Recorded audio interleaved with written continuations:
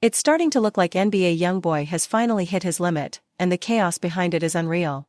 At the center of it all is Yaya Mayweather, who is now being accused of taking things to an entirely unhinged level. According to multiple whispers behind the scenes, she allegedly paid several people a large sum of money to attack YoungBoy's pregnant wife, Jasmine. And once that crossed the line, all hell broke loose. This wasn't harmless jealousy or social media shade.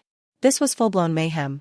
Reports describe hospital visits, severe bruising, and a situation so intense it's left fans stunned. YoungBoy has reportedly tolerated a lot from Yaya over the years, brushing off behavior that would have ended most situations instantly, but targeting the mother of his unborn child?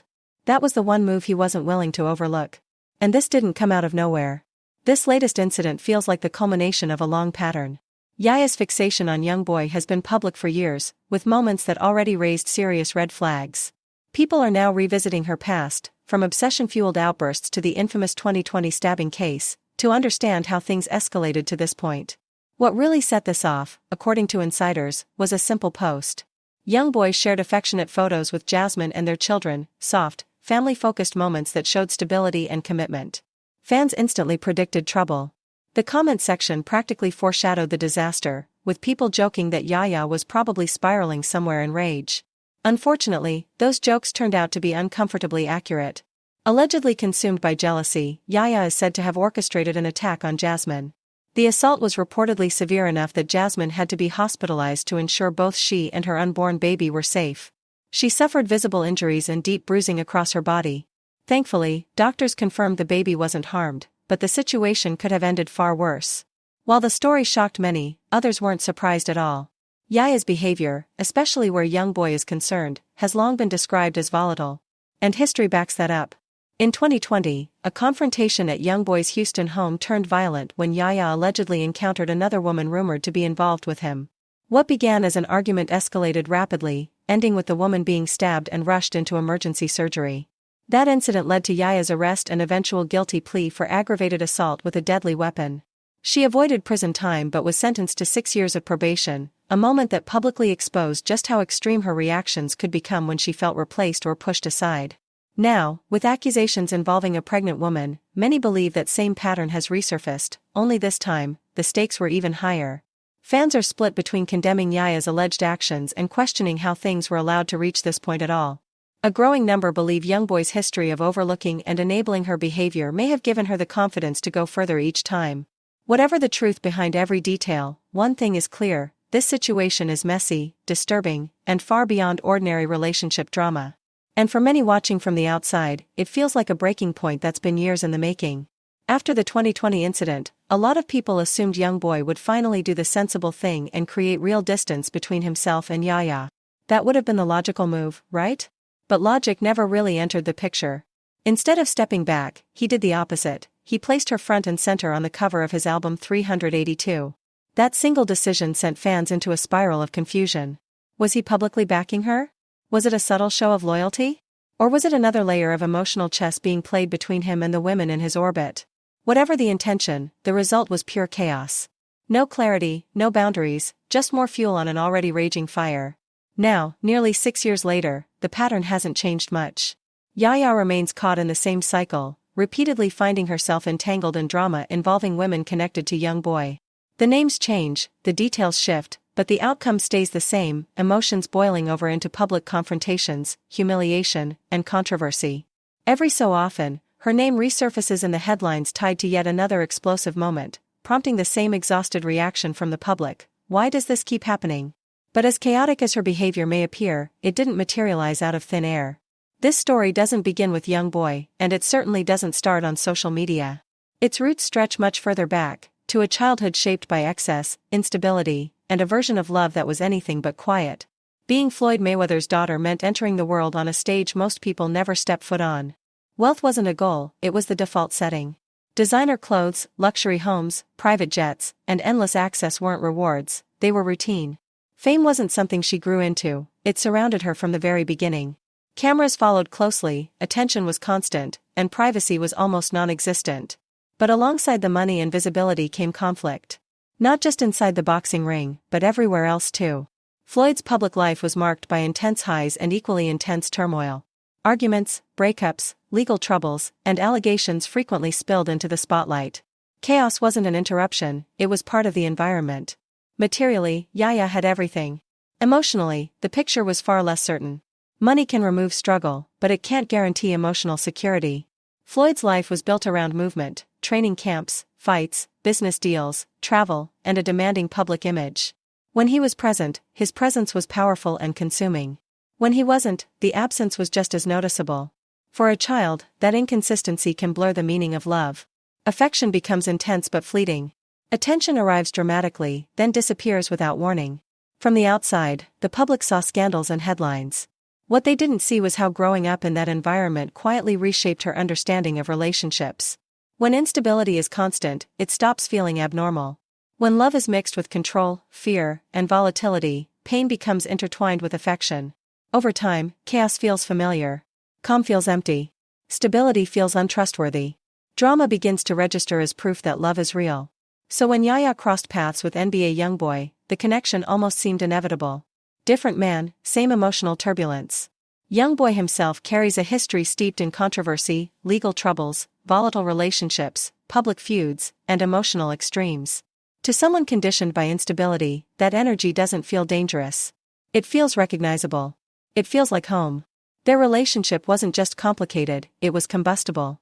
And the 2020 incident, where Yaya was accused of stabbing another woman linked to YoungBoy, marked a point of no return.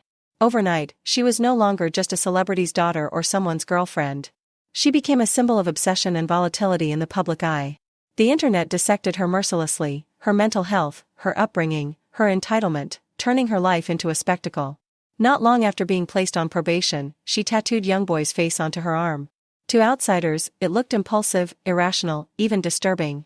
Why permanently tie yourself to someone connected to so much pain, especially while dealing with legal consequences rooted in that same relationship? But the tattoo wasn't just about him. It was about attachment. About identity. About clinging to something solid in a world that had always felt emotionally unstable. For Yaya, love doesn't exist quietly in the background. It has to be loud. Visible. Extreme. Tattoos, public declarations, confrontations, and emotional explosions become ways of proving devotion, both to others and to herself. In her world, intensity validates emotion. If it hurts deeply, it must mean something. If it's chaotic, it must be real. That mindset isn't random. It's learned. It's shaped by years of watching love expressed through dominance, spectacle, and conflict instead of patience, consistency, and care. And until those patterns are broken, the cycle doesn't end, it just keeps replaying itself in different forms, under brighter lights, for the whole world to watch. Even after becoming a mother, Yaya hasn't completely broken free from the emotional patterns that shaped her early life. For some people, motherhood becomes a reset, a moment that forces clarity, maturity, and a shift in priorities. For others, especially those who grew up without emotional stability, it can feel overwhelming, adding pressure instead of peace. Yaya is now navigating not only her own unresolved wounds but also the responsibility of raising a child while living under constant public scrutiny. Every decision feels heavier. Every mistake feels louder. Nothing fades quietly when the internet is watching. Online spaces rarely leave room for complexity. Instead of curiosity or compassion, people rush to simplify her story, branding her as unstable, spoiled, or incapable of growth. She's criticized for still being emotionally connected to YoungBoy, mocked for allegedly clashing with women tied to him, and scolded for not moving on fast enough to satisfy public expectations. But healing doesn't follow a straight line, especially when your life has always been exposed. Detachment is hard when shared history, shared pain, and a child permanently intertwine two lives. Then there's her father's shadow, always present, always heavy. No matter what Yaya does, she carries the weight of being Floyd Mayweather's daughter. That name grants access, but it also comes with unrealistic expectations. People assume strength should come naturally, that she should be emotionally untouchable, mirroring the unbreakable persona her father displayed in the ring. But public toughness doesn't equal private emotional health. In many ways, Yaya's struggles expose what happens when vulnerability is discouraged and problems are handled through dominance instead of dialogue.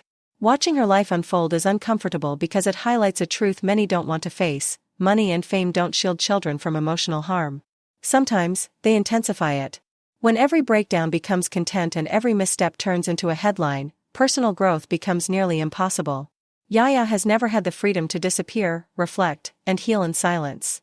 Her lowest moments live forever in screenshots, reposts, and gossip blogs. Still, beneath the noise, there are glimpses of her humanity. Moments where she looks worn down rather than reckless.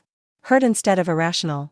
Moments that reveal a young woman still trying to untangle what love is supposed to look like. Someone slowly unlearning the belief that pain equals passion, that control means care, and that chaos is the same thing as connection. History doesn't always repeat itself in obvious ways. The faces change. The settings shift. But the emotional rhythms stay the same.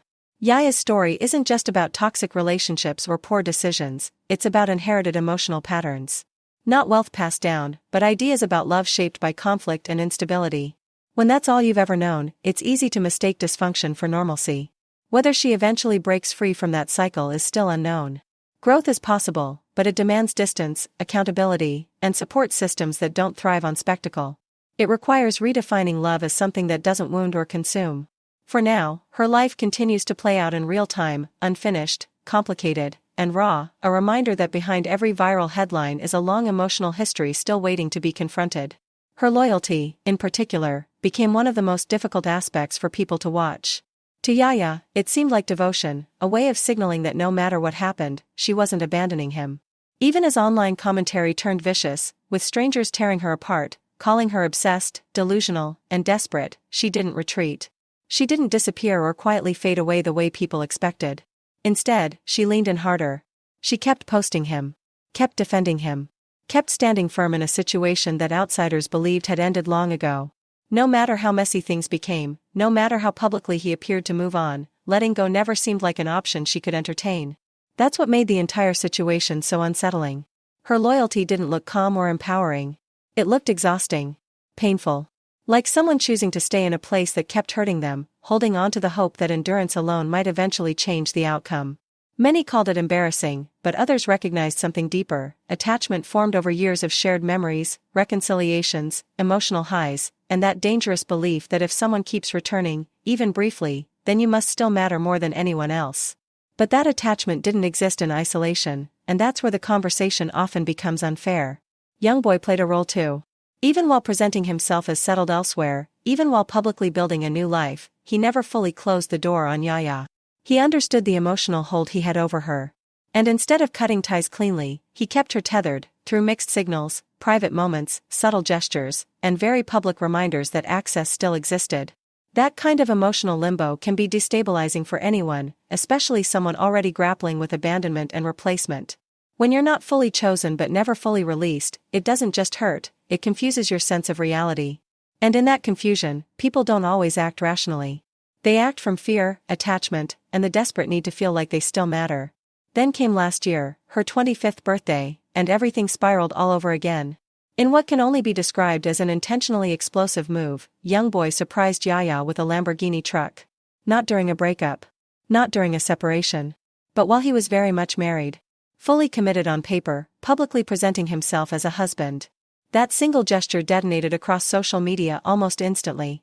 People didn't know how to process it. Some saw it as blatant disrespect toward his wife. Others called it emotional manipulation.